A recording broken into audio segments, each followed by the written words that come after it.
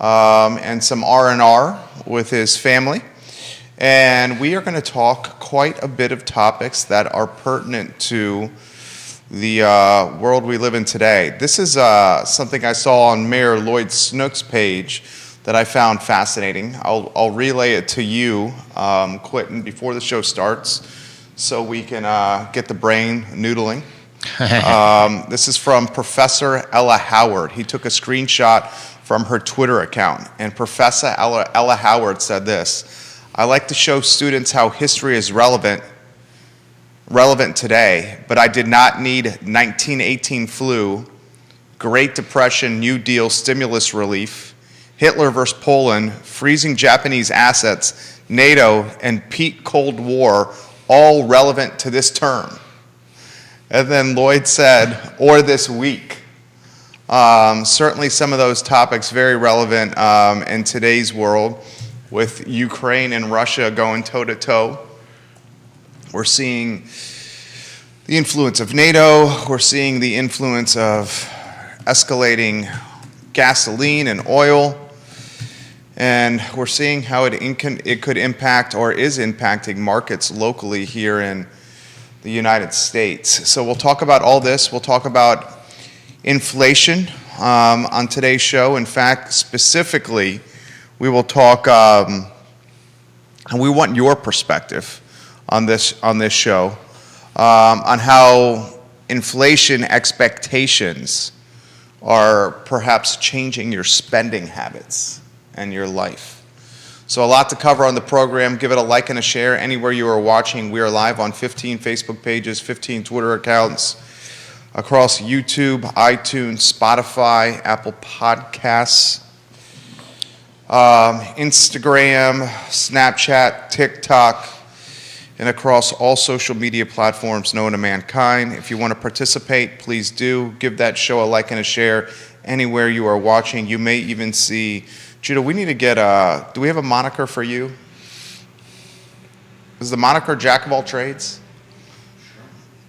I feel like we need perhaps even a more, a moniker that's even more on point. Quentin's about this. Quentin, you got a moniker? I'm going to ponder this. Yeah. We need a moniker for J-Dubs. Get that mic ready to rock and roll. Guys, give the show a like and a share. We'll get rocking and rolling here in T-minus 4 seconds. Judah, we can rock when you're ready to.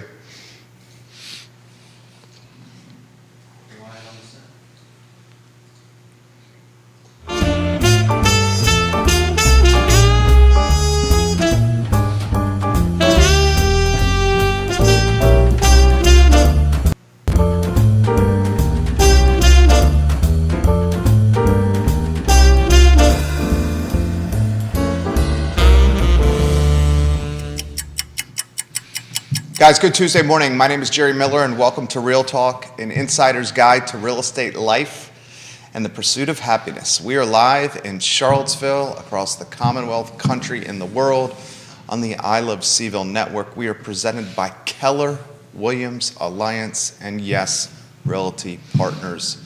Keller Williams Alliance and Yes Realty Partners, just brands and people and organizations that you can trust and count upon. Judah Wickower is our fabulous director. He will grace us with his brain power and presence. Ray Cadell, welcome to the program. Agents, get ready to participate and join us in the discussion, because we have a man with tremendous intellect and always something to say on set, and that is Quentin Beckham. Those don't necessarily always go together. They do. You're well-read, you're versatile, you're well-traveled. You usually do always have something to say, and frankly, you're fantastic in a talk show setting because of all those personality traits. Good morning. Good morning. I'm really excited this morning. I had hot water. Oh, wow. Yesterday, cold It was shower. cold, yeah. And it was a really cold shower. It wasn't just like lukewarm. It was icy. Today I had hot water, and I'm sitting here with coffee. And we noticed clean shaven.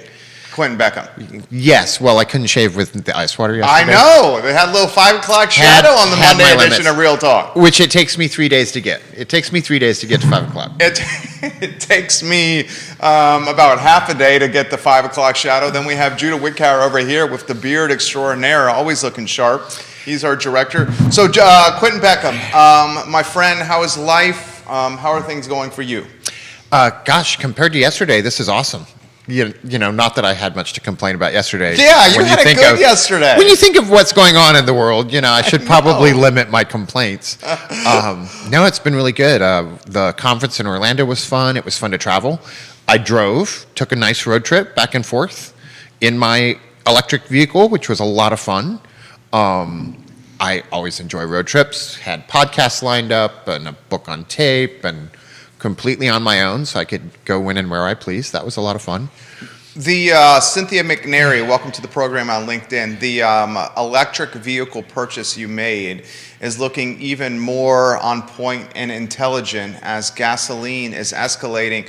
Russia-Ukraine is certainly not helping. And Quentin, I filled up my Explorer this morning, Ford Explorer, $62, Judah Wickhauer. For how many gallons of gas? I believe it's 17, I want to say. What would that have cost a month ago? I mean, here's the thing. When I purchased the Explorer, it was in the midst of the pandemic at the time when car prices did not go bananas. Mm-hmm. So this was July 2020 is when I purchased it. And that's when the car manufacturers and dealers were begging people to purchase cars. And that's when it was... and gas stations were begging people to buy gas. Dude, it was like $1. I don't know the exact number, but it was like $1.50.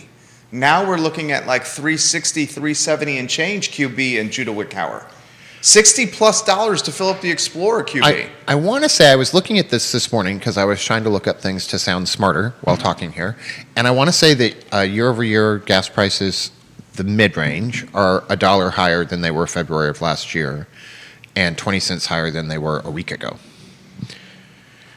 That's a lot. It's a lot. It sounds, we like to throw out these numbers that don't sound like a lot because it's 20 cents a gallon, 10 cents on the real estate tax we were just talking about. They don't sound like a lot until you start adding them up. Yeah, it's like you know what it reminds me of? It's like my wife and I were talking about this. We cut the cord and dropped cable, and then we're like, we're going to do live streaming. And now we have a Prime membership. We have a Netflix membership. We got a Peacock membership, the NBC affiliate. We got a Showtime. We got an HBO. We got a Paramount Plus. And by the time you add up these $4.99 a month, you're basically at what Comcast was for traditional cable. So it adds up. So I think it's the show is Real Talk, life pursuit, real life pursuit of happiness. Real talk here. And this is something we're talking about. And I think you might not realize it, but you bring up an interesting point when we are talking about going into times of inflation. We're talking about more expensive cost of living. There are so many things that sort of vampire-like suck away our money that we have to sit down and pay attention to, because back when I was young, you had to write checks or hand over cash, and so you physically were a process of every expense. And now it just sort of floats out of your bank account month by month by month in ways that are hard to keep track of. And right. You look up and your bank account's $1,000 less, and it's because of 8 or 9 things, not one big expense. Neil Williamson is watching on Twitter. Are you on Twitter? Is Quentin Beckham on Twitter? I have an account on Twitter, yes. Do you know your handle by chance so I can tag you in this post from Neil? Shoot, no. Okay, so Neil Williamson's offering, this looks like an inflation chart. I'm going to relay this live on air from the king of content, Neil Williamson, who's offering perspective like he always does, valuable perspective. I just retweeted it for those that are watching, twitter.com/Jerry Miller Now, my handle Jerry Miller Now. He says the 18-month average retail price chart for gasoline. This is 18 months. Judah, are you ready for this? Quentin, are you ready for this? I see it, gasbuddy.com. So September 1, 2020. September 1, 2020. Are you ready for this? Below $2.20. March 1, 2022. So this is what, roughly 18 months later. $3.63. We're talking a difference of $1 call it $1.40 for the sake of a talk show. $1.40 with my tank of gas having 17 gallons, $1.40 times 17 QB in Judah is an extra $23.80 every time I fill up. $23.80. And that's over 18 months. I mean, $23.80. And you have to fill up. You don't have to fill have an up? option. Yeah. What you can don't we have do an for option. that? What would you do for $23.80? Have a couple of cocktails at the Shichetti bar at Tavla? That would cover 2, I think. Yeah? That would cover before two. tip. Before tip? Yeah. Right? I mean, what would you, Judah Whitcower's about to jump in. What would you do with $23.80 extra a week? Eat a little better, maybe? I mean, the question you got to ask, how does this impact, Christopher Eagle, hello, how does that impact Charlottesville in Central Virginia? Well, certainly, we've talked a whole lot about drive till you can buy. And that drive just got more expensive. So if you are having to travel, how does that balance out for you? And do you have remote options that make it easier? Do you have an opportunity to switch out cars, which is really hard to do right now? Easy to sell your used car, hard to get the new one. And there wasn't there the ship that just burned and sank into the sea with all the Lamborghinis? Expensive cars on it. I saw that. Correct. And so that seems to be taking longer. I have a good friend that ordered a car, and I want to say it was just January when he ordered it. They're telling him a June delivery date, but it started out with, end of April, and now it was middle of May, and now we're into June. So I'm curious to see how everybody weathers this. Dude, it's no surprise that yesterday, I don't know if you saw this, but yesterday, Tesla, Elon Musk, electric vehicle extraordinaire, his stock popped big time yesterday. So as the gasoline prices escalate, the priority of electric vehicles is going to become even more on the tip of people's tongues here. So I mean, A, does this drive even more market share to electric vehicles? B, does it soften the real estate in the outer counties, Buckingham, Waynesboro, Shenandoah Valley, the outskirts of Louisa? C, what is this going to do from a gentrification standpoint with members in the community that were already struggling and living paycheck to paycheck? And D, how does it influence policymakers with their decision making on certain tax escalations? Yeah, that's like a whole degree, all those questions. A lot to unpack there, QB. That's an entire degree. I do think, sitting on electric vehicles for a second, you talked about me making a smart move to buy an electric vehicle. And I just want everybody to know this was totally an impulse buy for something that I thought was pretty and went fast and was fun, because I'm like that with cars. I'm pretty sedate in other areas of my life, but with cars, I like having new cars. So that's why I bought it. He's a car aficionado. But it's worked out to have some advantages when we had our small, self-created lack of gasoline supply and huge lines. I got to drive past those. I've been to a gas station in over 2.5 years, and I don't mind it. And have taken multiple road trips that are 600, 700, 800 miles in my electric vehicles, and there's actually quite a few places to stop and charge. It's very much not as onerous as it sounds, so it's become a really good option. Now, I think if we're talking logically, is there a place for EVs in the ongoing change in the world? Yeah, there is. There's a lot of affordable, more practical, everyday kinds of folks that just need a car to go to their construction site. You've got the F-150 Lightning coming out. You've got a lot of those options. And you wake up every day with it plugged into your house and 3/4 of the way full or 80% full, and that can carry you for days, and you just plug it in at night. You never have to stop. Well said. And it's a conversation we're having with in our family. The next one should be an EV purchase of some kind. Bill McChency says $23.80 is dinner at Tip Top for 2 people. Even depending on what you order, potentially with tip, if you're going the pizza route or the sandwich route, Wild Bill McChenzie of Charlottesville. Daniel Pettit says, and Jerry Peacock is owned by Comcast, so they're getting your money anyway. One way or the other. Very, very good call, Real Estate 3's Dan Pettit. This is what I want to throw to you, and I very much respect your opinion, as you know. Does the work from home opportunity, working from an ISP at home, is that going to potentially counterbalance the obscene inflation and discretionary income pressures that locals are feeling from government, from gas, from groceries, from household goods, and from increased real estate assessments and potentially tax rate increases? So I have an answer, but I do want to separate some things. So, Please. Tax rates and whatnot, probably not under the umbrella of inflation, because those are things we have a choice about. That's policy. That's policy. Yeah. Mortgage rates are also not inflation, because they're dealing with goods that you might buy and sell, but they have an effect on it.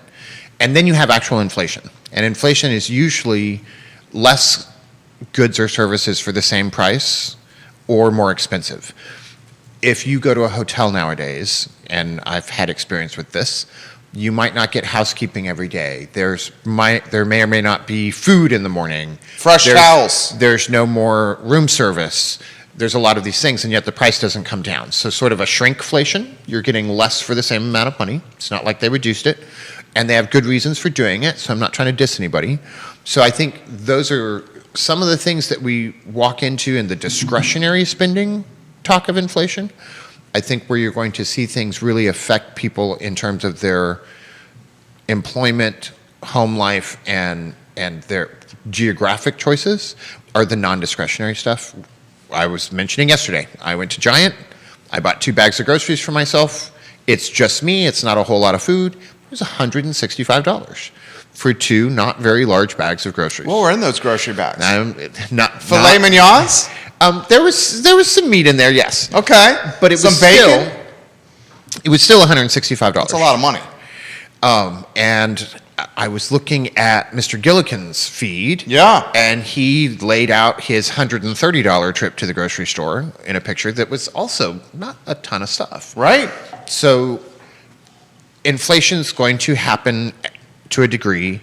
You're going to complain about how much it fills up your gas tank, but odds are you can afford to fill up your gas tank and continue to drive back and forth and get to the places you need to go. I'm concerned about folks that we have that are lower on the mean income bracket, The financial margin. have 2 to 4 children that they need to feed and take care of. Both parties of the household are working, and how much closer that pushes them to what we might think of as brittle poverty or closer to homelessness Yeah. and housing issues. That's the big heart, the empathy of the man. A good example of this, we had a plumber in our house yesterday. We're going to a tankless water heater.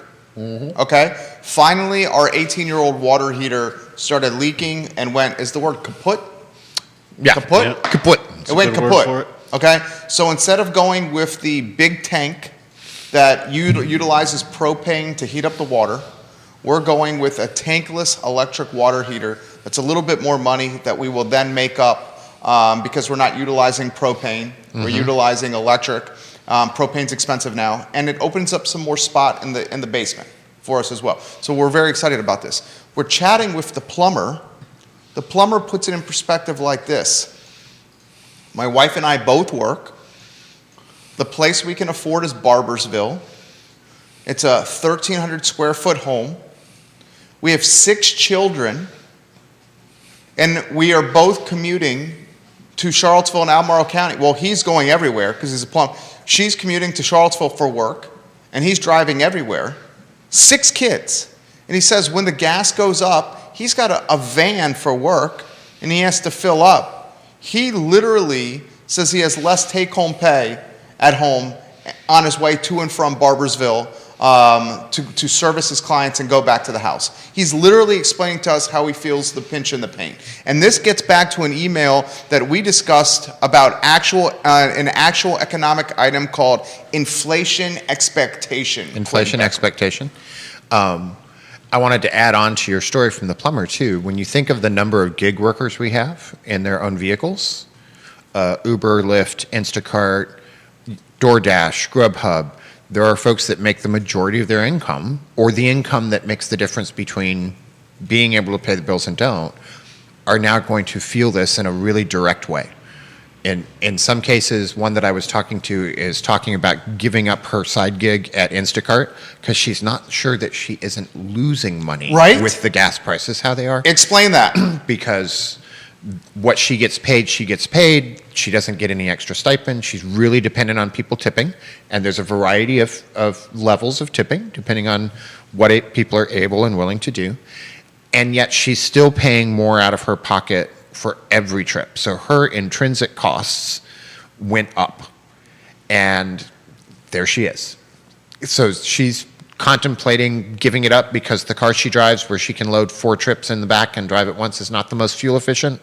Can't afford a new one right now, particularly with car prices. And it might be actually better for her budget to stop the extra work. I mean, did you hear that, Judah?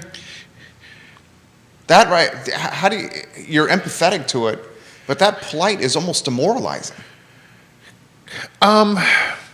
It's demoralizing if you have to stop being subject to everything that's going on around you. And I'm not saying that as a dig, but I've been poor and I've had money, and I would rather have money.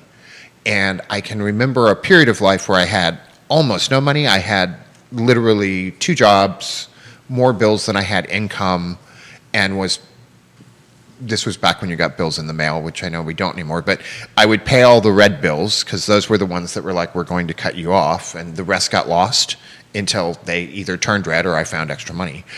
And the first year of living that way, I really felt like everything was out of my control. And after a year of that, realized that I had to start making my own differences in things. So how we eat, making a budget, because if you keep track of what you spend, you're automatically going to do better. You just talked about how you cut the cord to cable and you're spending as much or more with all of the cable-free things that you're doing. And it's almost not even as convenient as the cable.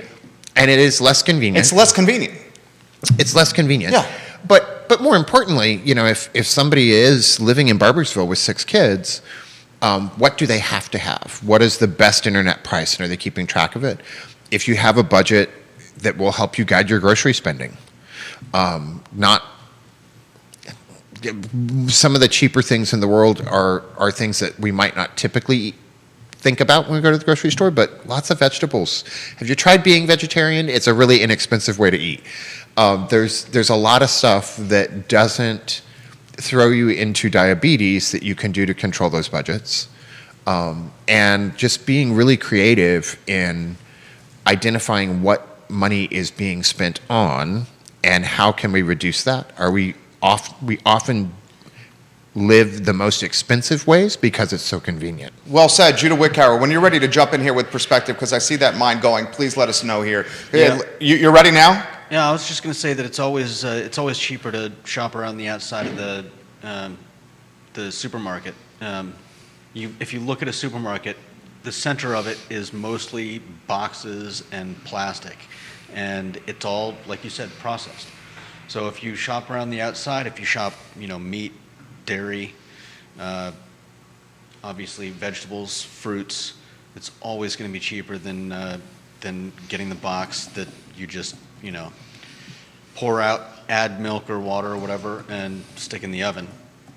Well said. The Well said. Stuff is expensive. A perfect example of this, and it sounds like we've all, and many that are watching the program in a similar situation. I remember and I was talking about this yesterday with Nikki, when I was literally close to defaulting on a mortgage in my first place coming out of college at UVA over at the Vills at Southern Ridge. Had to welcome my buddies in to live with us. Yep. The only thing I could afford was double cheeseburgers from McDonald's and stolen food from the Panda Garden buffet. And the interesting thing is when external circumstances impact disposable income, it immediately negatively impacts health and diet, because you often then go to food, as Judah just highlighted, that is not healthy, but is cost effective and affordable. And some of those choices aren't always the best ones for you.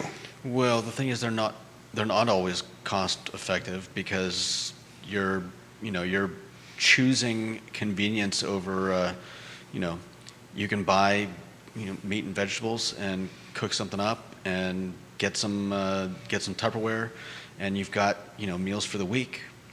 But that requires you to actually plan ahead and cook and, Correct. and put that stuff away for the week.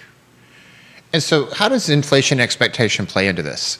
And so one of if you are listening on any of the various feeds, I'd like you to type in an answer to a question for me. By the end of the year, do you expect inflation to go down? Do you expect it to stay the same, or do you expect it to go up? So just real quick, up, down, same. Doesn't matter by how much. And I'm curious, what is, everybody that's listening, what is your expectation of by December? Where will we be? Will we have continued to trend up? Will we be right about the same as we are now, or will we have gone down? Inflation expectation. Do the prices go down by the end of the year, stay the same, or go up? I'm curious for you. I got stuff coming in already here from Twitter and LinkedIn that I'm going to relay on down, up, or stay the same. Keep them coming, guys. Quentin, I'm going to relay this to you. What is your take on it? Because I thought about your email, and I got to you give your take, Judah, as well. But let's let the sharply dressed Quentin Beckham go first. So while they're giving an answer, I want to talk about inflation expectation. So one of the ways economists determine what they think inflation is going to be is they get somebody with a clipboard to wander metropolitan areas and ask 100 people what they expect. And it has rang true for 40 years now that if more than half of everybody says it's going to go up, it does. If they say it's going to go down, it does. And now we come up with what we think of as inflation expectation. What was a reasonable price? Let's suppose you've won a lot of money and you're wanting to turn it into even more money, so you decide to go into the commodities market and you're going to buy oil. What would you have paid for a barrel of oil, and you're buying futures? So a year ago, buying your barrel of oil futures, what might have been a reasonable price? Well, in the start of the pandemic, you could have gotten paid to take a barrel of oil away. At Correct. The start of a pandemic. So let's now, say, what is it? What is the barrel? 100 plus? Let's say a year ago you were buying a barrel that you would actually get today. You might have been willing to pay $65 for that barrel of oil. What are barrels of oil that people are going to get delivered a year from now going for on the market? They're going for 100. 101.78 for WTI. So, because we are reading into things from Ukraine, we're talking about Russia being a huge exporter of crude oil, we're worried about gas prices and all this other stuff. We think it's worth more in the future than what it's worth right now, so we're willing to pay more for it, and we create our own inflation. This is inflation expectation. Keller Williams just did a big event in Orlando, 10,000 agents that they went to. And when you have events that are 5,000, 8,000, 15,000 people, you're signing those contracts way in advance. What you're willing to pay is dependent on what you expect it's going to be worth. What they're trying to charge you is dependent on what they expect they're going to be able to do. And these are self-reinforcing loops. What we expect to happen, we make happen, and then we say, see, I told you so.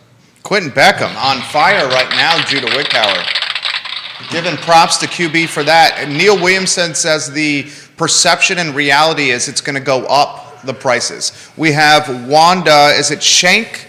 Am I saying your last name right? Wanda on the I Love Seaville Facebook page. She says the prices are expected to be the same. Judah, I'm going to get your take here in a matter of moment. We have on Twitter from Steven saying the prices will certainly not go down, so my vote is same or go up.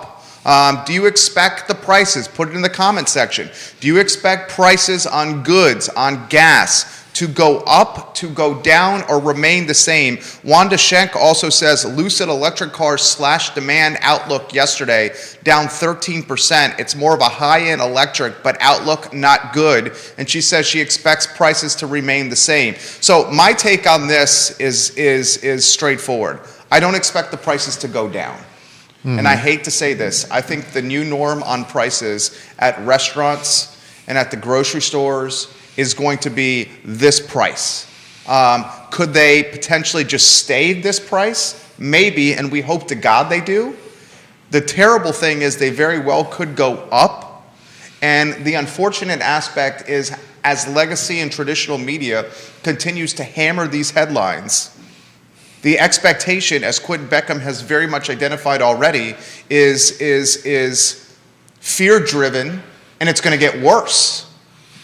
And maybe not fear, but just trying to be prepared. But I do think as we watch things unfold around us, we can sometimes create or affect our own reality based on how we behave, more so as a group than as individuals. You know, my one decision about the car I'm going to purchase probably isn't going to affect the price of cars for everybody else. On the other hand, if there's a large group of people like me, that can make a change. So there's things that are not in our control. And I am curious now from the feed, is it pretty even? We've got a couple of ups. No one has said down. Nobody has said Not down. a single person has said down. Nobody's Judah said down. hasn't given his take. Your take on a 3-shot here, and then we go to the feed. What is your take? Down, stay the same, or go up? I'd say stay the same or go up. I mean, with gas prices rising, eventually, I think that might hit the supermarkets because you've got to get stuff there before you and I buy it. And if it costs twice as much than it did 2 or 3 years ago to get it there, something's got to give. Laura says it's definitely going to go up as gas prices increase. All cost of goods rise because they have to be transported to and from places to get to the consumer. My vote is up. Well, and petroleum products are in everything. Let's be clear. If you were to lay out gas prices along next to recessions, you will see the peak gas prices just before the recession, and it plays out true left, right, and middle, because as consumer demand for products increases, so does the demand for petroleum and petroleum products. Those things become more scarce. The price goes up, market crashes, that need goes away. The beautiful and talented Jen Finazzo of the Finazzo family, Sal's Cafe Italia, one of the best spots in Central Virginia, Sal's Cafe Italia. She says, certainly up with summer travel tourism demand. So there's another vote for up. There's not a single vote for down yet. No. And all of you that are restaurant owners, if you haven't thought about raising your prices, you might as well. This is a good time. Well, I think all of them have to. So here's a question for Jen. With the prices increasing, and Johnny Ornales, El Mariachi in Guadalajara, question for you as well. With the pricing increasing, Jen and Johnny, at restaurants, and we understand it has to go up, and we're willing to pay higher prices because your food is that good, is it a safe statement that does not mean your profit margins have gone up? And is it also a safe statement that perhaps the profit margins have gotten even tighter because the cost of goods are increasing at a clip much higher than what a consumer is willing to pay from a higher price standpoint on a menu? I mean, because right now we still have in our mind, I'm only going to pay X amount of dollars, and I'm willing to pay more, but for like a sandwich, like lasagna, whatever it may be. But cost of goods are going higher than what inflation expectation is what I'm saying. That could be. I think that the initial change in pricing is generally reactions to hard costs. Explain that. We suddenly don't have enough chips to put in all the cars to get the cars out. So now when you go to buy a car, you're paying extra because that's one of only 10 cars that the dealership's going to be able to sell in the next 6 months, because it's 6 months before they get their next supply of chips, and they still got to pay 6 months worth of bills. And so those are relations to actual cost changes. As this rolls through, you get into inflation expectation, and it's a real estate show. Let's talk about real estate. Why do people continue having escalation clauses for houses and bumping those prices up? Why are we still 101, 102% above list price? Part of that is scarcity and demand, but part of it is because they expect to need to do that, and they're willing to entertain that notion in a way they wouldn't have been 10 years ago. So I think some of it is sneaky. The sandwich that you get from Subway all the time that goes up 80 cents, you're not going to notice. The restaurant meal that you might go to at a nice restaurant that's more money, you probably will notice. But if it's good service and good food, you'll be willing to pay it. And I find it interesting to see how everybody's going to cope with this. So all of you on the feed that said you're expecting prices to go up, are you actually thinking about doing something different in how you live and spend your money to make up that difference? Well, the fear the three of us have here in the did we say this is an isosceles triangle, or this is, what kind of triangle is this? Equilateral. Oh, equilateral. So this is the equilateral triangle of content. Judah, Quint, and I are in at this set here. The fear that the equilateral triangle of content has on this network is that people do not go out and spend money on Main Street. And Main Street is the proverbial Main Street, not Main Street in Charlottesville, but meaning mom and pops and locally owned businesses, because of additional overhead. That is my fear. I'm sure that's your fear. All overhead has to get passed on somehow. You either reduce profit, you either suffer the profit loss, or you pass it on to the consumer somehow.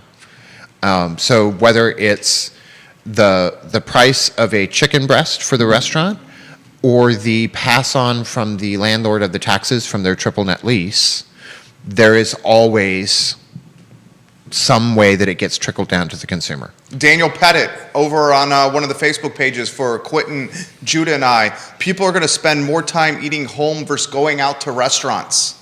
They're going to have to curb spending somehow. That's my fear. That is very much my fear. And we're blessed to have this plethora of locally owned restaurants in the community.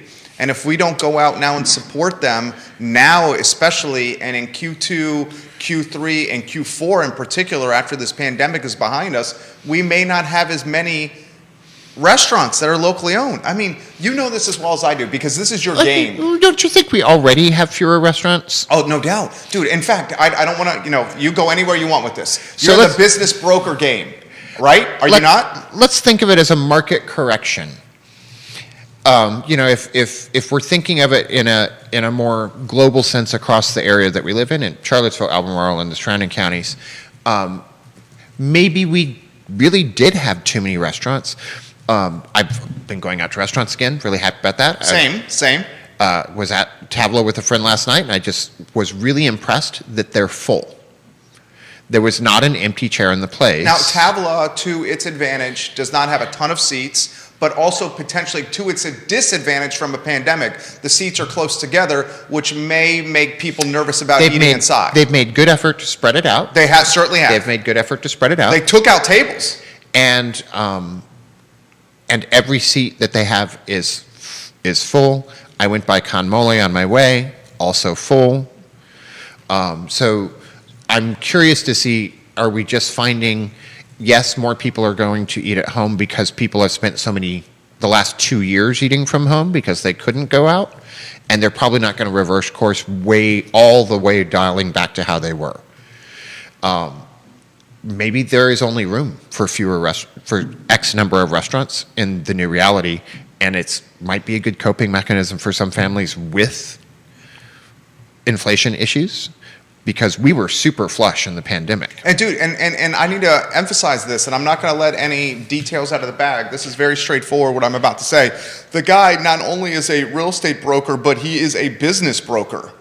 You've helped brokered restaurant sales and transactions. Am I saying that correctly? Quit. Yeah, yes. Okay. And as someone who brokers, Quentin does business, restaurant sales and transactions, have you noticed less interest in some great brands that were marketed correctly to purchase at fair prices? Well, think about Dirty Nellies, because we watched Dirty Nellies sell, and the price was published.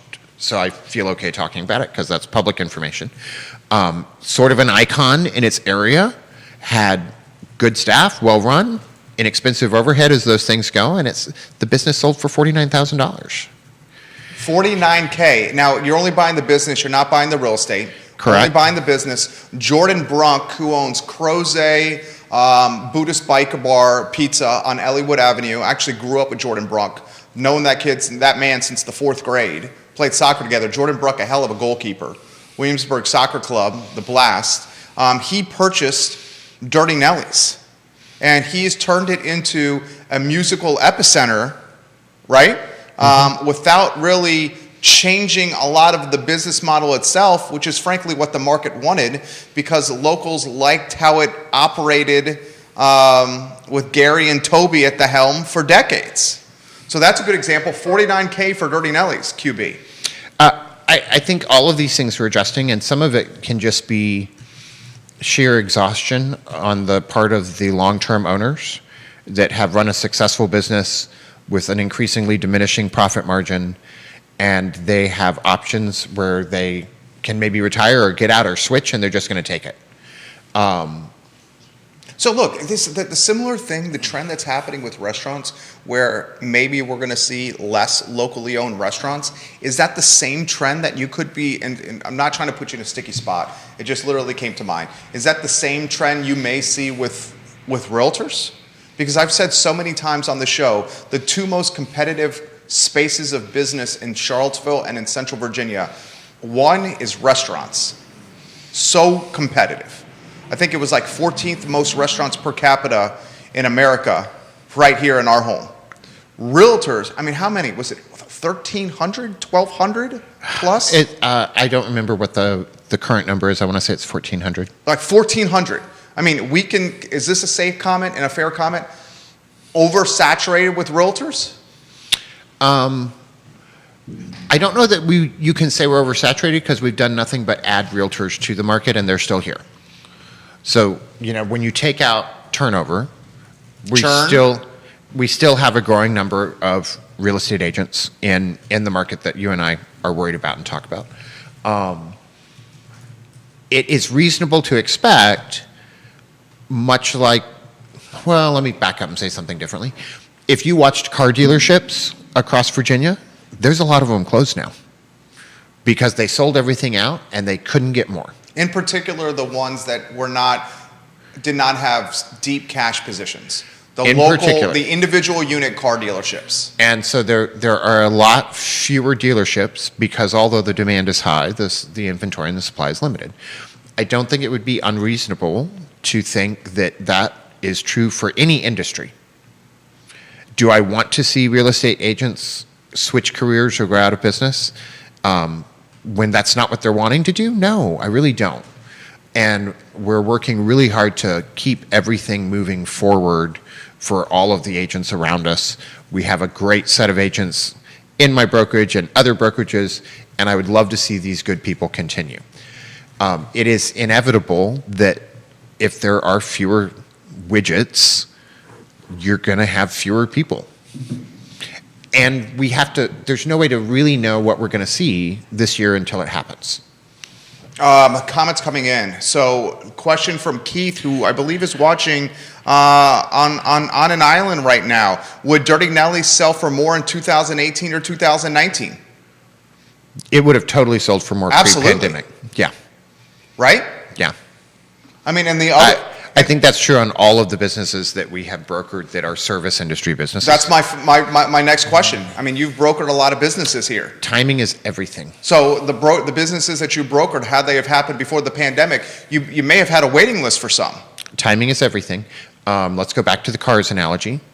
The used car that you can sell today, the 2010 Explorer that you can sell for $7,000 today, is the same Explorer that pre-pandemic would have only sold for $2,000. Nothing else has changed.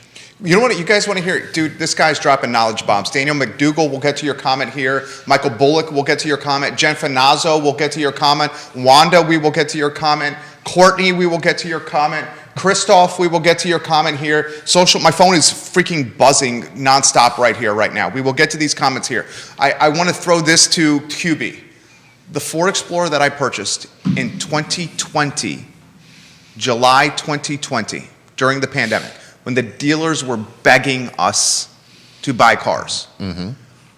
I have driven it for 18 months. I took it from 28,000 miles to, I don't know, call it 45,000 miles, whatever the number is. I think it's 45. Dude, I can sell this Ford Explorer now for more than I bought it for. And I put what is that, 17,000 miles on it and drove it for 18 months, and I can sell it for more now than what I bought it for. That's freaking crazy. Let's talk about your Ford Explorer for a minute. Why wouldn't you? Why would it? Why would I not? What would stop you from doing that? Well, Judah Wickhauer jumps in on this because we had this conversation, remember? Because I still need a car to drive places. You know, and if I sold it, I would still have to buy another one, and if I bought another one, it would still be at market prices that are extremely high. It's the same freaking thing with the housing. And I could sell my house now and make obscene amount of money, but then where am I going to go? Yes, this is totally why I was going down this road for the metaphor. At some point, when supply is too low, it becomes a self-limiting feedback loop. You don't want to get rid of your low mileage, low MPG car that you didn't notice until the gas prices went up because you're concerned about what could you get into. What would I buy? And would you even have very many choices? Exactly. And at some point, this becomes the seller's dilemma. That's exactly right. So I would love to sell the Ford Explorer and buy, I mean, just throw it out there, any electric vehicle. Let's just call it, for the sake of a conversation, because people know the brand, a Tesla. Okay? Okay. Okay? The reality is the Tesla's, this man's an Audi guy, right? I'm just saying there's a lot of options out there. Okay, let's just call it electric vehicle. Yeah. All right, EV. All right, I would love to sell it and buy an EV because of the miles per gallon issue that you were talking about. Mm-hmm. But dude, the wait list for the EVs is something that I can't stand. I can't even do because I have to drive my kid to school. Yeah. I have to get to work. I have to pick up my kid. I have to pick up groceries. We have to get around. So this is what we're in. So we're lucky to have it, right? So I'm going to bridge us a little bit here. So the car that you can't get out of has become intrinsically more expensive because of gas, and you hate that, but it's still the car you need, and you must have it day by day. That's it right there. That is now our argument about real estate taxes. And, well, excellent segue. And I want to stipulate this. This is important. We're fortunate in that we can afford it. I'm incredibly fortunate. You see what I'm saying? I'm astonishingly fortunate. We're fortunate that we can fill up the tank, afford it, and we're in a position where we can do it.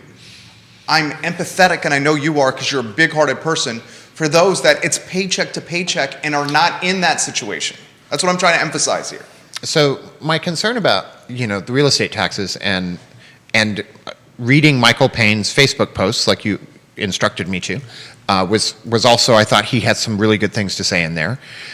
My concern is when we talk about this tax increase in combination with the assessment increase, the largest percentage changes in assessments were in the lowest priced homes. Yeah, Orangedale, 10th and Page. Not that anybody escaped, but the largest percentage change. And then you're going to add on top of that an increase in the rate per thousand. So let's go with medians. If the median sale price in Charlottesville is $410,000, let's say 400 for the sake of argument, and I'm evening out some numbers, the assessment change alone will be a difference of $400 in a year. If you add the 10-cent hike on, that will be an additional $400. The gig worker we were just talking about that decided they were losing money doing Instacart, $800 a year is an entire paycheck. So one less paycheck a year. I could see that being a really big, real impact on a significant portion of our residents. And something that, is beyond their means to cope with, particularly in a place where there's not a lot of opportunity for them to. We can only work so many jobs, and you can only work so many hours. Exactly. Look, there's a difference, and again, I'm trying to be empathetic. We are in a position as entrepreneurs where we can, how do I say this, have earning potential that is potentially different than a 9 to 5 or 9 to 6. That is, here's your pay. No matter how hard you work, this is your set income. We can choose certain work opportunities that may raise or lower what we make every year. It's a mix of pros and cons. It's a mix of pros and cons. Yeah. But you see what I'm saying, though? Not everyone has that. Not everybody's life is designed to work that way, no. In fact, the vast majority of people's lives are not designed to work that way. And there's an amount of risk that I'm allowed to take now because I have nobody else in my household depending on my income. Well, and there's that risk you're allowed to take is because for years, if not decades, you paid your dues to be able to afford you the opportunity to take those risks and do the spending that you want to do. Maybe I'm going to go back to the good fortune argument on that one, but nevertheless, if we want our local businesses to do well, we have to have a strong middle class in and surrounding the city. And the combination of, and I didn't realize I had an opinion on this until this morning, and this is only my opinion. And this is the beautiful thing about the show like this. This is only my opinion. It's almost Please don't therapeutic, credit right? this to anybody else around me. Although I do want to see all of the things that this is supposed to support happen. I want to see the school restructures. I want to see education be more accessible for everybody across the city. If we continue to impact middle to lower income folks in the city that force them out, we have not achieved the goal of creating access across all of these things, and we have worsened their living situation. One of the folks that I really want to get in on the show and in front of you guys again is either Jen or Ashley from AHIP, because AHIP exists because of this very thing that we're talking about. You know, if you are retired, you're on Social Security and a fixed income, and your air conditioning unit dies, you can't afford a $3,500 replacement. And so AHIP's tradition has been to partner with other local businesses and concerned community members and replace that air conditioning unit, upgrade the electrical panel, reconfigure the front of the house so that an elderly person that can't do stairs can now stay in their home safely, because otherwise they would be pushed out. They'd be forced to sell, and we would probably not love what happened with the property after it sold.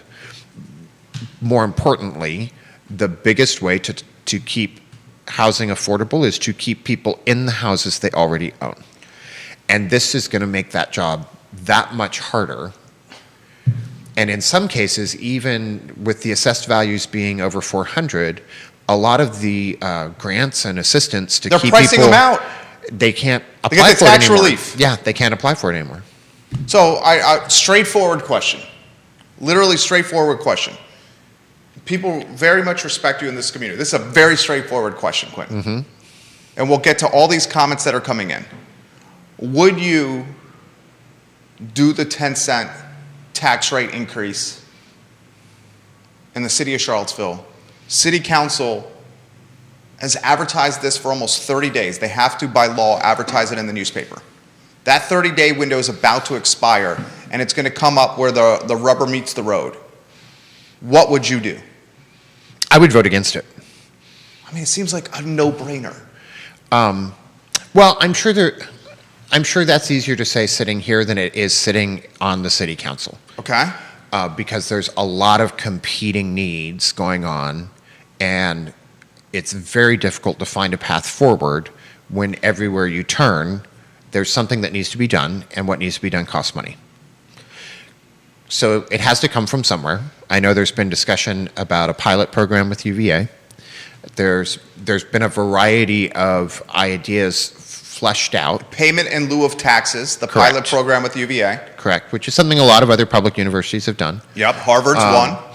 And I am really excessively curious if there are options that don't involve making it even more expensive to live here. God, I just want to In terms of freaking housing? give you a hug. I don't know what they would be. Let's not confuse me with somebody that's smart about these things, because I'm not. Dude, come on, don't put yourself down like that. Well, I mean, it's taxes and city budgets and how those economics works is an excessively complex thing. How many people are on the Quentin Beckham, Keller Williams business family tree with all the subsidiaries and brands. All the various subsidiaries and brands that you got. How on many your folks family tree. earn money with us? From us? About 140 people. Okay. 140, 150 folks. Did you just hear that? 140 to 150 people are on the Quentin Beckham business family tree. It's not mine alone. There's a lot of partners in that. But yes. Okay. So that right there says you have valuable perspective to offer. It's not like this is like you shooting at the hip with no business common sense here. You have business common sense. There's 140 to 150 people that are counting in large part, to decision making that you are doing. That is a big company. That is not a small company. And I have a lot of really smart people that help make it successful. I'm hesitant to take too much credit because I feel like it would be undue, although I hear what you're saying. Yeah. I think when we are talking about this specific tax in a place where there's already not enough spaces to live, Thank you. I just wonder, is there something else as COVID is receding and the world is reopening? Is there a lodging tax? Is there hotels? What can we do in all the other ways that the city operates that could generate a similar amount of money, allow these things to move forward Incremental. without displacing the very population that this school is meant to serve? Dude, Beckham, you're on point today, Beckham. The coffee is fueling your fire right now. We don't have any more. I'm sorry, we didn't brew the coffee like you requested. Let's get to comments. Are you ready for comments? Go. Okay. Wanda says this. Wanda Shank, great comments today. She's the chief executive officer at Full Time Mommy. One of the hardest jobs out there is a stay-at-home parent. Okay? We are as middle class can be in the Charlottesville area. She's talking about her family. Mm-hmm. We make a budget every month, income in, spending out, and savings. We love good food, but when the budget is up, it is up. We love Mas, Tavola, Comol, and Siren. But as costs go up quickly and our wages do not, we have had to cut back on going out to restaurants. Yep. That's vulnerable, real perspective. And, these are I think, for folks that are worried about it, she's pointing out some really good things that you can do to help get better control. The budget. I think part of how we survive this is we stop giving into the idea that this is happening to us with no ability to change it on our part. Well so said. even if you're, we talked about being entrepreneurs and having some extra control over our work life, and that's both true and not true all at the same time. It's also not just limited to us. I think if you're out there in the day-to-day job, please know you have a lot of control. And the very, very first thing is put together a spreadsheet. And every penny and dollar that goes in and out, figure it out. Because she's doing the exact right thing, Wanda, props to you, where they are keeping track of and they know what is necessary versus what is optional. And they're making good choices for their family with every dollar that comes in. The inflation right now might be bad, but it's the volatility that makes it harder to cope with. You can control that volatility in your home life. If you can plan meals, if you can have a budget, if you can keep track of all the things that take $10 to $20 out of your bank account every month without you noticing it, you have an opportunity to make an adjustment and decide what's important to you. Go ahead. And I will point out one of the things that we're still needing to work on is childcare, which tripled over the pandemic and I think has not come back down. It's sort of the lumber of home life. This has come in. This is a great. So Jen Finazzo, her family owns the phenomenal Sal's Cafe Italia. This is in regards to menu prices going up at restaurants. This is a restaurateur. She is a badass restaurateur. Her family is. She is. Menu prices we know everywhere has gone up. And I asked her this question. As the menu prices have gone up at your restaurant, does that mean your profit margin has gone up or has it stayed the same or going down? She says, absolutely, the profit margin is being pinched. The cost of goods play the largest role. And yes, Quentin, the expectation is certainly there, and hopefully understanding follows. Yeah. And in support of you, if I've been visiting a lot of local businesses and trying to highlight them right now. I've noticed that. You're doing a good job. One of the differences between local businesses versus corporate businesses is how they apply these costs. So I want to say it was in the 80s that UPS started charging their fuel increase fee because there was a spike in gas prices. And then the gas price spike went away and they left the fee because everybody had gotten so used to it. You know, there's a lot of larger corporate decision making in the way that corporations work, where they make an adjustment to a cost, they might even over adjust a little bit, and they create a new bottom line. When that cost goes away, they want to keep that new bottom line.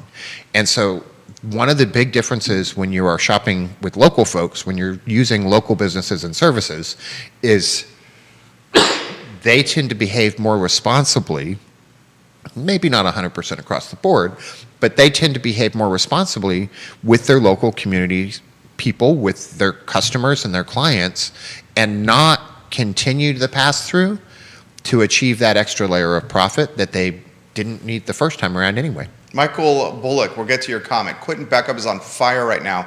Michael Bullock, energy price increases are inescapable. So is monetary easing. Bill McKenzie has got a number of comments that we're going to get to on the show. Michael Bullock adds this: I paid $9.19 for a bowl of mac and cheese last night at Panera Bread with my kids. I won't be going back. I'll be cooking at home or going somewhere else because of the $9.19 price. Yeah. And my only sort of commentary on that is the next time you want to spend $10 on a meal for you and your family, do it someplace that's not a corporation.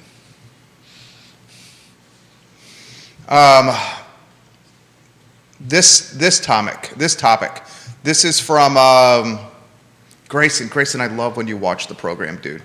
He goes, please do not forget personal property taxes are now going to go up on cars because their values have escalated. Yeah. And as you've covered on previous shows, the jurisdictions have to use assessments and taxes associated with assessments based on market value. There is no wiggle room there. So us as homeowners in the city of Charlottesville are going to pay more on personal property taxes, Grayson says. We're going to pay more through our real estate tax assessment. We're going to pay more at the pump at gasoline. We're going to pay more at grocery stores. We're going to pay more at the restaurants we love. And now they're even considering a 10-cent tax rate as well.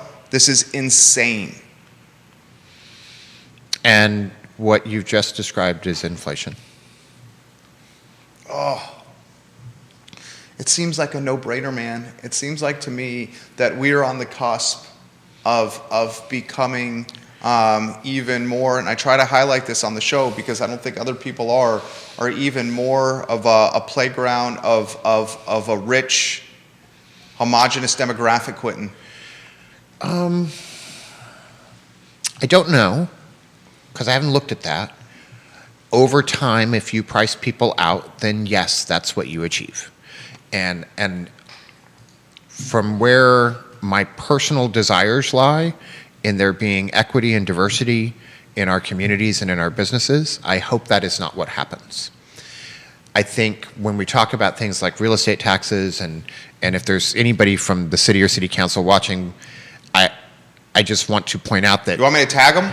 I don't think you have to tag them. Happy to do it. They watch the shows. Sometimes with all the information they're receiving and unable to share with us, there's a lot more going on than we might know.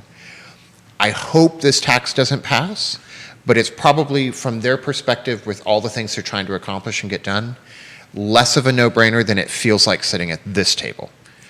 I mean, you're basically being empathetic and you're being considerate and you're... And honest. And honest. Here's another topic that I want to highlight. We don't even... The school reconfiguration project. Mm-hmm.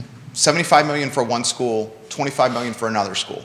Those numbers are minimum numbers. We all know how construction works. It's going to come in higher.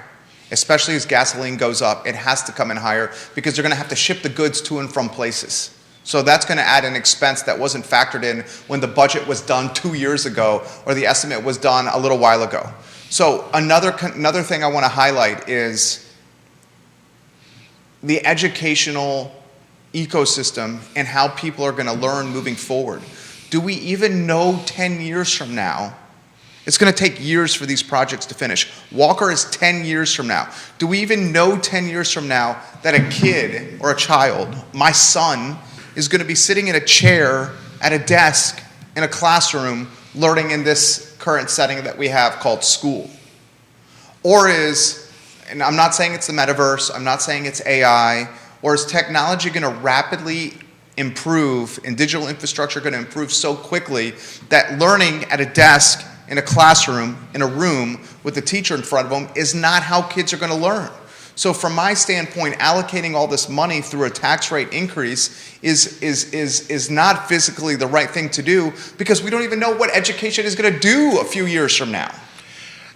And I think if I was trying to put on the hat of a city councilor, I would think some of their competing needs is they have pushback against high density subdivisions because people don't know where those kids are going to go to school. The school that I'm at right now is already, quote, air quotes, the school that my kid goes to right now is already overburdened. You can't build this high density housing because there's not room in the school. I don't want you to increase my property tax on top of my assessment because that's unfair and will push out folks. I want a better school for my kid to go to school. How do we make all three of those things live together? And I think it's really easy to pick one and have the right answer, and I still think my answer is right for the property taxes. But we have to bear in mind that there's still these other things we need to accomplish. And that includes more housing inventory, period, hopefully with some affordable housing in there, and revenue streams for the city to accomplish some of its goals that don't push already disenfranchised populations out of the city again. Daniel McDougall, giving you some props. It's hard to generalize overall economic issues based upon Charlottesville, since we've had an inordinate amount of disposable income compared to other markets. We do. This holds true with real estate as well, when a 650 square foot home in Belmont can sell in the $600,000 range. It's amazing. I'm not surprised, but I'm amazed. Yeah, I'm not surprised. I'm shocked for me, but I'm not surprised. Have you considered the multiple people are asking how the increased density that's being proposed for the city is going to change things? I'm hopeful. If you increase density, you do increase your tax base. That's for you, Wild Bill. And you do it without having to raise a price to somebody that's already living there. The other advantage to us in times of inflation with increased density is people can be close to where they work and use alternative means, and life just becomes cheaper and you have more time left at the end of the day. So there's advantages to that. Density also is less expensive to build infrastructure. So you don't have to run a 6-mile water line, you only have to run a half-mile water line. It's easier to hook up electricity and sewerage and all of that stuff and to cope with it. So I think there's a lot of advantages to density that I'm a real proponent of, because the only way to start turning this around for us as a locality is to have more housing inventory available to support the people that live and work and go to school here. Man, no concerns of upzoning and density, creating a speculation type environment with wealthy, deep-pocketed investors scooping up what otherwise would be affordable housing. Wild Bill McKenzie asking that question. I think that's always going to be a concern. Where there is opportunity, you will have opportunists. We talked about that last week with some listings on Shamrock Road. Yes. So there is always the potential, when there is opportunity, to attract the opportunist. And I think how we operate as a government and how we operate to have site plans and do things in an overall plan with some of the form-based code is how we work against that. If we could, though, let's suppose we can build 1,000 houses that are at least moderately affordable, if not affordable. And if 100 of those get built by the opportunist that has no concern for anybody or anything but his own pocketbook, is that still worth the other 900? And I would tell you yes. I would tell you that just to have the opportunity, you will get as many or more good, well thought out people stepping forward to grasp those opportunities as you would some of the folks that you're concerned about. The real estate investor Tripp Stewart owns much of the Woodlands, has a building on the mall. Totally agree, building nice, affordable housing is so much better than giving $10 million a year in vouchers. Think of how many units that could be built in the city that would produce a profit versus paying current landlords voucher money. Anything on that? I think you're always going to need both. But if we have more housing and it is in the more affordable range, all of our other issues start to get less. Dude, you brought it today. Seriously. Whew. You never know what's going to happen. I mean, this is a live talk show. You never know what's going to come up. You never know what's going to happen. They're intelligent, the viewers and listeners. It's really interesting when they participate and listening to what everybody thinks. Yeah, right? It's like this 100-way conversation with people across all these social platforms offering perspective. Any closing thoughts and final words? And maybe we'll get to a couple more of these that we haven't gotten live on air. I would just encourage everybody, as we talk about inflation, there's Ukraine and Russia, there's energy prices, and all of these things that make us feel helpless and out of control. Find the ways for you to exercise control, because they're there. Make the changes that you can make. Most of what's going on right now is transitory and will stop. And then we will see what the real world looks like again. In the meantime, set yourself up to be ready for it and to succeed. Michael Guthrie, forget drinks. It means food or medicine for some. Absolutely. The disposable income on Absolutely. LinkedIn. And he also says Elon Musk stock went up because he made it possible for Ukraine to get access to the internet and satellites. That's in part true. It's also in part because people are realizing the importance of, frankly, electric vehicles, as gasoline is such a volatile commodity. So I did the math on my trip back and forth to Florida. I averaged what would be the equivalent of 92 miles per gallon. You did? Yes. That's amazing. I'm getting on the interstate when I go to Long Island to visit the in-laws. This is a Ford Explorer, new one, energy efficient, V6, basically 21, 22 miles per gallon. You said you're getting how much? When you took the cost, not this week's gas cost, but when I traveled to Florida and back, and you figured how much I paid for electricity and traveled and all of that, it was the equivalent of about 92 miles per gallon. Good night. How many extra times did you have to stop? 3 times. For someone who has a gas-powered vehicle.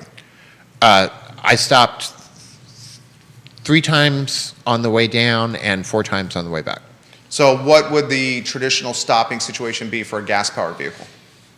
I don't know. Less. And then the follow-up question would be still, I mean, it's the sacrifice is worth it. If you're getting 92 miles per gallon, what is the... It added 45 minutes to my trip. That's what I was going to ask. It added 45 minutes to my trip. Each way? Each way. Okay, that's what I was going to ask. Because the plug-in and charge is not just pouring fuel in. But I was also driving alone, so by the time I stopped and plugged in, the 15 minutes I had to sit there was perfect to get out of the car, find a snack, use a restroom, stretch my legs, talk to people, and wander around and come back. The weather was also lovely for it, so that made it easy. Kelsey says this question. Daniel Pettit says, great job, guys. Kelsey says, fantastic show today. And she says, the electric vehicle is something we are going to prioritize. It is important to emphasize that the cost of EVs is more than gas-powered vehicles, so you are paying more money up front. Say that one more time. She says, first she gave us props on a great show, Kelsey. And then she says this, it's important to emphasize that the cost of EVs is more upfront. So you are paying more out of pocket upfront versus gas-powered vehicles. You certainly are in most of the models that you're seeing on the road nowadays. What you're seeing in models to come through the rest of this year and next year is much more affordability and much more of mid-range cars. Whereas it's been mostly, when you said Tesla and I was like something other than Tesla, I wasn't just thinking about my snobbery with cars, because I'm bougie when it comes to cars. I was also thinking that there's a lot of more affordable options that would fit the bill just as well for people that are really just looking for a standard, I need to travel car and switching from gas to EV. But if you're looking, every major brand's coming out with them. You can have everything from your standard run errands and commute car all the way up through the luxury end. They've got trucks, they've got vans. There's a lot of variety out there that I think will help make it more user-friendly for folks entering the EV market. And to add to this, the president of the Free Enterprise Forum, Neil Williamson, says a Bloomberg study reveals that electric vehicles currently make up only 3% of car sales worldwide. By 2025, electric vehicles will reach 10% of global passenger vehicle sales, growing to 28% in 2030 and 58% by 2040. Daniel McDougall says, fantastic show. Grayson adds, Thank you, folks. Excellent show. Stephen adds, this show was fascinating, entertaining, and educational. Thank you, fellas. Things I rarely am. Dude, well done today. Thank you so much for having me. Yeah. Judah Wickhauer, well done. Any teaser for the rest of the shows this week that you got?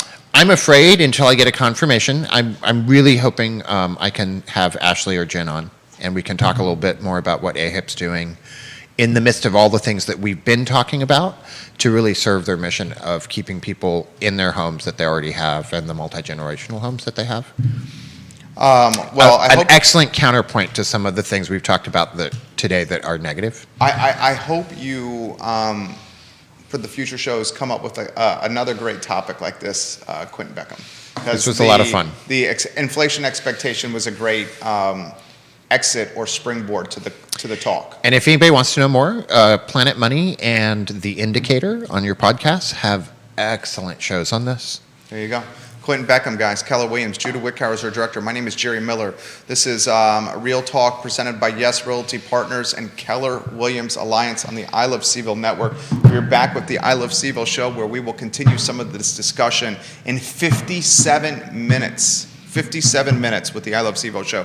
Thank you for joining us. Take care. Dude, you're on fire today. Well done.